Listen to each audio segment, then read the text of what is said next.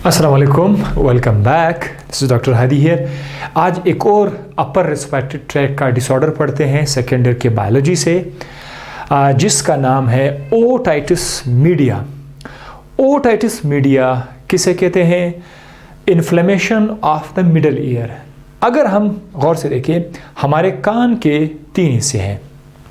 पहला हिस्सा external ear, ठीक है, यहाँ से एक्सटर्नल एयर जो आप देख रहे हैं, और मैं इस तरह ड्रॉ कर लेता हूँ आपके लिए ताकि आपको समझ आ जाए। अगर हम गौर से देखें तो हमारे जो कान होते हैं,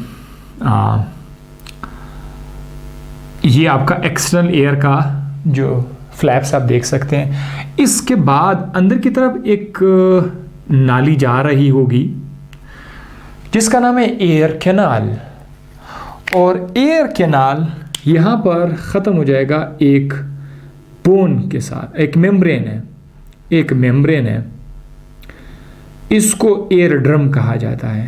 that is called as air drum. अगर आप कान के अंदर जाना शुरू करोगे तो एक नाली आपको मिलेगी, उस नाली के एंड में आपको कान का पर्दा नजर आएगा, इसका नाम है एयर ड्रम। एयर ड्रम को हम टिम्पैनिक मेम्ब्रेन भी बोलते हैं। टिम्पैनिक मेम्ब्रेन भी बोलते हैं इसको, टिम्पैनिक मेम्ब्रेन। ये जो टिम्पैनिक मेम्ब्रेन है, यहाँ से अब मिडल एयर स्टार्ट होता है, क्योंकि जो कुछ आपने अभी पढ़ा था ये था एक्सटर्नल एयर, और ये बॉर्डर लाइन है एयर ड्रम, उसके बॉर्डर पर आ रहा है। इसके बाद आपको 3 किस्म की हड्डियाँ नज़र आएंगी। तो मैं कान के स्ट्रक्चर को ज़्यादा तफसील में आपको नहीं बताऊंगा। ये जो 3 हड्डियां हैं, ये आपकी बॉडी के नाजुक हड्डियों में से हैं, और यहाँ पर एक स्पेस है, खाली स्पेस है, ठीक है, that is a space. And एक और नाली यहाँ से स्टार्ट हो जाएगी। ये जो स्पेस है जिसमें ये 3 हड्डियाँ पड़ी हुई हैं, इसका नाम है मिडल एयर। क्या नाम है इसका? Middle air.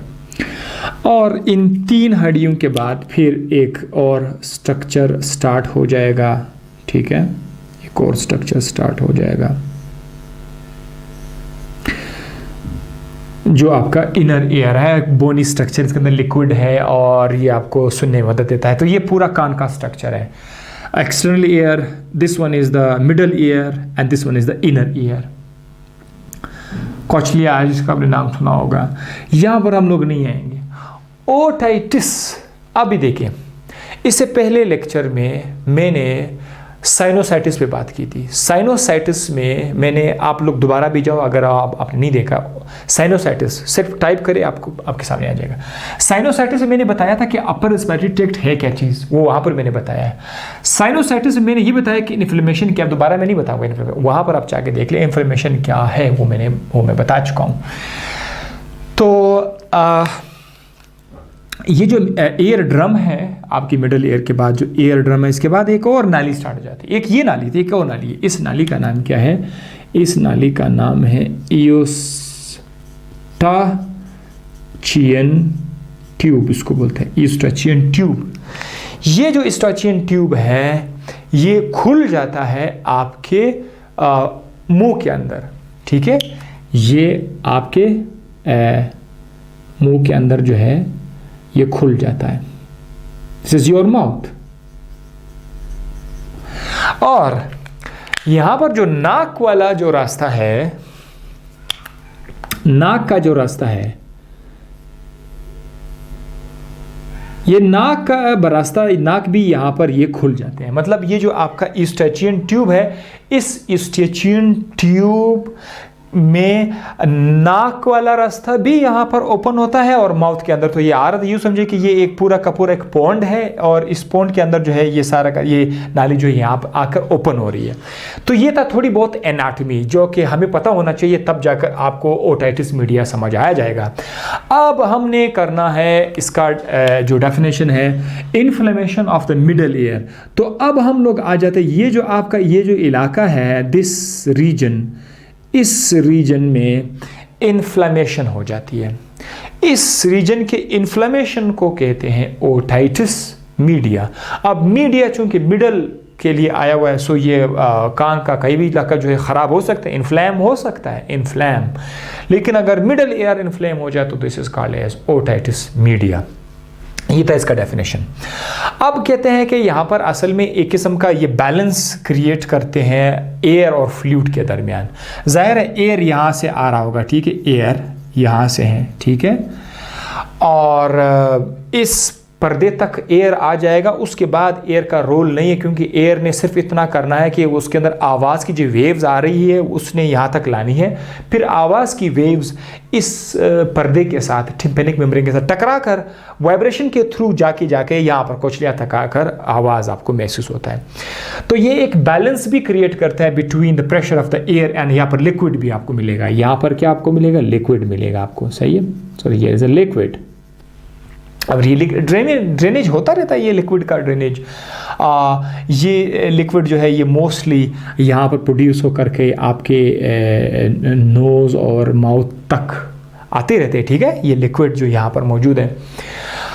अब लिक्विड तो नॉर्मली हर शख्स के अंदर है, अब इसमें इन्फ्लेमेशन हो जाती है। अब कोई भी रीज़न हो सकता है। देखिए, बाज़ औक़ात ये हो सकता है कि because of some allergy I, let suppose उस एलर्जी की वजह से यहाँ पर कोई इन्फ्लेमेशन स्टार्ट हुआ, या आप ये कह सकते हैं कि नाक का जो बैक है, क्योंकि जरासीम भी तो होते हैं, तो जरासीम जो है आपके नाक के थ्रू, चूँकि ये नाक आखिरकार यूस्टेचियन ट्यूब के साथ भी तो मिला हुआ है ना, तो वहाँ से जरासीम आकर यहाँ पर ग्रो करना शुरू करते हैं। बड़ा ज़बरदस्त जगह है जरासीम की ग्रोथ के लिए, ये वाला जो इलाका है यूस्टेचियन ट्यूब के साथ।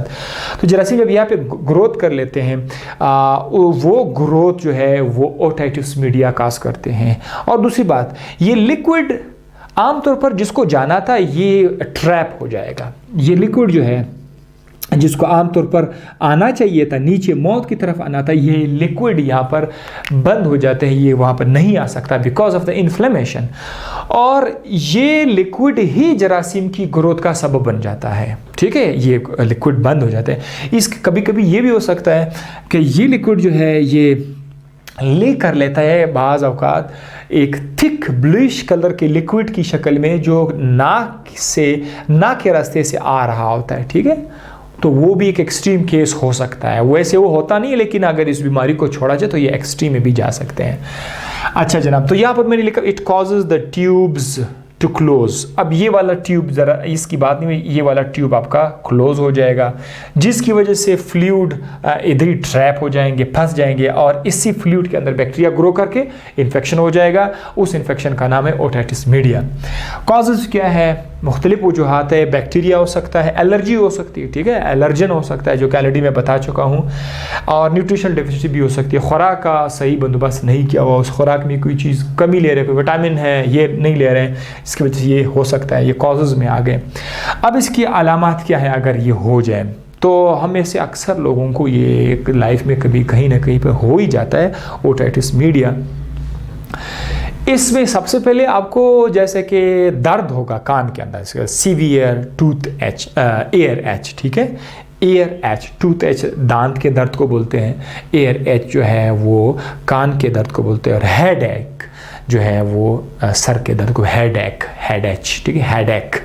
सो एयर एक, डेफनेस, अब जाहिर है आपको आवाज़ सुनाई नहीं देगा। स्पेशली देखे ये बच्चों में दर्द बहुत ज़्यादा होता है। बच्चों के अंदर कहा जाता है कि बच्चों का ये जो ट्यूब है ये काफ़ी छोटा है बनिस्बत बड़ों का, और वो ट्यूब बजाय इस पोजीशन के, जैसे कि बड़ों में इसकी पोजीशन यूँ होते हैं, लेकिन बच्चों के अंदर वो पोजीशन हॉरिजॉन्टल होते हैं, that like this.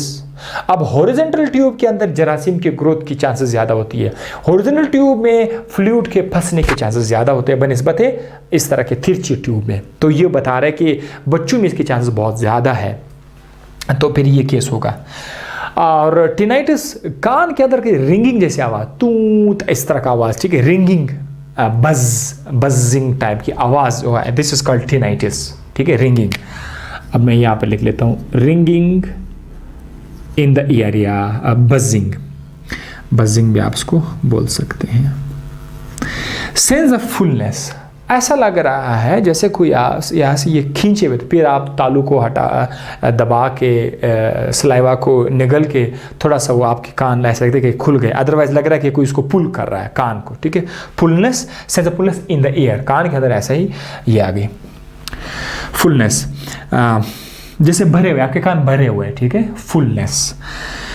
Fluid leakage, अब वो मैंने कहा था कि एक्सट्रीम केस में कान से जो है फ्लूइड बाहर लीक भी हो सकता है, हम तो पता नहीं, लेकिन ये fluid leakage from the year बाहर की तरफ जो है लीक भी हो सकता है। और डिफ़िकल्टी इन स्पीकिंग, आप बोलते हैं तो आपको बोलने के दौरान यहाँ पर तकलीफ होती है, आप चाहते हैं कि मैं चुप हो जाऊँ, जैसे आप चुप हो जाएंगे तो ठीक ठाक, वरना आप बोलते बोलते यहाँ पर आपको तकलीफ होती है। So this is called difficulty in speaking. और हत्ता कि आप जब किसी को सुन रहे होते हैं तो भी आपको तकलीफ होती है, उसकी रीज़न क्या है? जब आप किसी को सुन रहे होते हैं तो वो एयर के अंदर उसकी आवाज़ की जो वेव है वो इस पर्दे के साथ टकराकर पर्दे को वाइब्रेट करना शुरू कर लेते हैं। तो ये पर्दा जब वाइब्रेट होगा तो उसको दर्द होगा। कैसे? क्योंकि इन्फ्लेमेशन इस रीजन में है, और इस इन्फ्लेमेशन की वजह से ये टिम्पैनिक मेम्ब्रेन भी आपके इफेक्ट हो जाता है, टिम्पैनिक मेम्ब्रेन काफ़ी हद तक स्वेल अप हो जाता है। इसीलिए लोगों को सुनना भी आपके दर्द, आपके कान को जो है वो पेन दे देते हैं। और ख़ुद जब आप बोल रहे हैं तो ज़ाहिर है आप अपना आवाज़ भी सुन रहे होते हैं ना, तो उससे भी ये हो सकता है। अच्छा जनाब, आप ट्रीटमेंट की तरफ आते हैं, इसका इलाज क्या है? चूँकि मैंने कहा था कि मोस्टली जरासीम आते हैं आपके नोज़ के थ्रू आकर इधर बच्चे देते हैं और बाद में इन्फ्लेमेशन काज करते हैं, तो इसका एंटीबायोटिक है। लेकिन इसका स्टैंडर्ड तरीका यह है कि इसको ये 5-6 दिन के अंदर खुद ब खुद ठीक हो जाता है। आपका जिस्म उसके ख़िलाफ़ खुद लड़ाई कर लेता है, ठीक हो जाता है। सो आपको किसी किस्म की इलाज की ज़रूरत नहीं है। अगर बच्चा है और बच्चा जो है एक ही दिन का ही तो दर्द बर्दाश्त नहीं कर सकता, तो बच्चे को आप ज़्यादा से ज़्यादा पेन किलर देते हैं, ठीक है, ताकि वो दर्द को जो है वो ठीक कर दें, दर्द जो है वो सबसाइड रहे और बच्चा आराम से सो जाए। सही तरह से अगर बड़ों में आ जाए तो आप रिलैक्स हो जाए, ठीक है, ये खुद ठीक हो जाएगा। और अगर ये ठीक ना हुआ तो एंटीबायोटिक्स, मैंने कहा था कि एक्सट्रीम कंडीशन में ऐसा हो सकता है कि कान से लिक्विड आ रहा होगा, ये बाद में डेफनेस तक जा सकते हैं, ये अब बिल्कुल बहरा हो जाएगा, उस बंदे को कुछ सुनाई नहीं देगा। तब एंटीबायोटिक्स आप स्टार्ट करें। हमारे पास एंटीबायोटिक्स क्या है? एंटीबायोटिक्स उस ड्रग्स को बोलते हैं, दवा को बोलते हैं जो जरासीम को मार देते हैं या उसकी ग्रोथ को स्टॉप करते हैं। जरासीम बच्चे देने के काबिल नहीं रहते, तो ऐसी दवा जो जरासीम पर अमल करके या तो उसको मार देते हैं या ग्रोथ स्टॉप कर देते हैं, इसका एज एंटीबायोटिक्स। तो आप एंटीबायोटिक दे दें और पेन किलर्स दे दें। पेन किलर्स क्या है? एनाल्जेसिक्स भी इसको बोलते हैं, एनाल्जेसिक्स, ठीक है। एनाल्जेसिक दर्द की दवा, पैनाडोल है, ब्रोफिन वगैरह है, इससे आप बच्चों को देकर उसके दर्द जो है वो ठीक करने के लिए यूज़ करेंगे।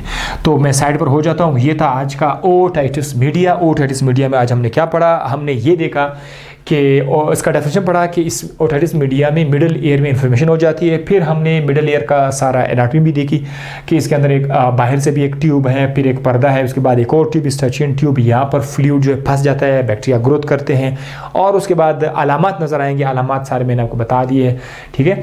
ये सारे अलामात हैं जो आप लोग दोबारा भी देख सकते हैं, और फिर इसका ट्रीटमेंट भी आज हमने डिस्कस कर दिया। होप आपको ये समझ आ गया होगा। अपना और दूसरों का ख्याल लाजमी क्या करें। इसके साथ ही मुझे दीजिए इजाज़त। अल्लाह हाफिज़।